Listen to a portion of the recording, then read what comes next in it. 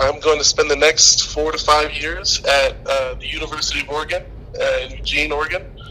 I'm excited. I can't wait to play for Coach Mirabal and Coach Cristobal.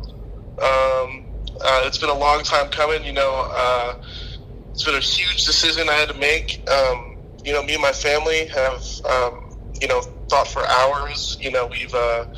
We've considered all the situation that's kind of caused us all to make decisions right now. It's the pandemic, obviously, and what it has caused is I can't take the visits that I want to, and so I had to choose where I felt most comfortable and where I felt the best at, and I think that's where Oregon is.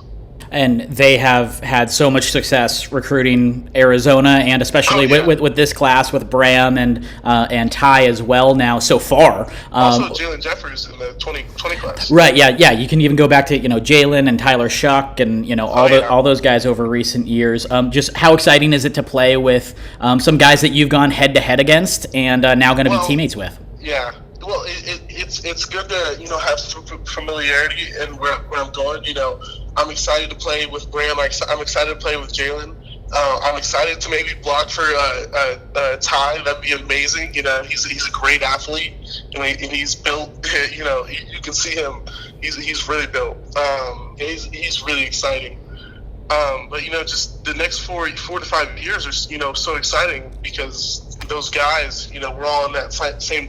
When I'm talking about O-line, we're all in that kind of same category of a little bit slimmer, a little bit more athletic, and I think it's going to be pretty interesting to see how we perform. Mm-hmm. And with you, we've talked about all these offensive linemen they've gotten from Arizona. Where do you think you can kind of stand out? What skill set do you feel like you have that really separates yourself? Not necessarily from your teammates, but just as a prospect.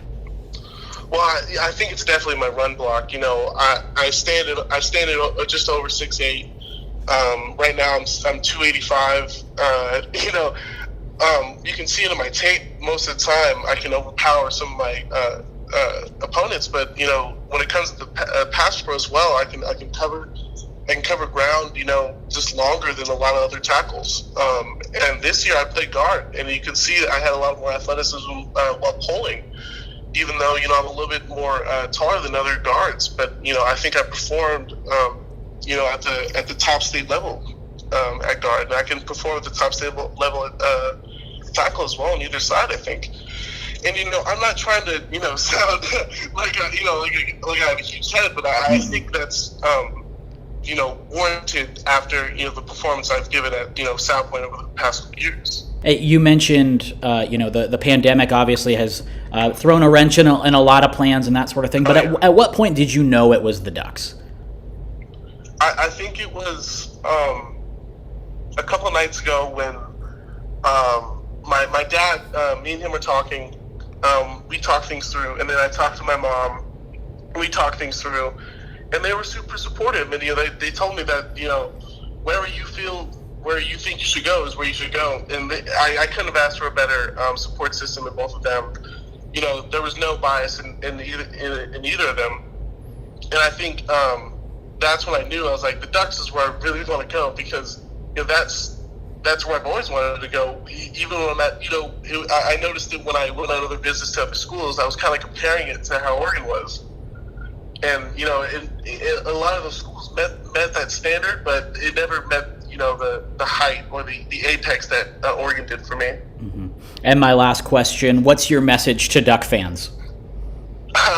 I'm excited to get on the field and definitely get some nice coaching from Coach Mirabal, and I can't wait to get out there and maybe win a Rose Bowl or national championship for the Ducks. All right, Jonah Miller, we appreciate the time and the insight. Once again, congratulations.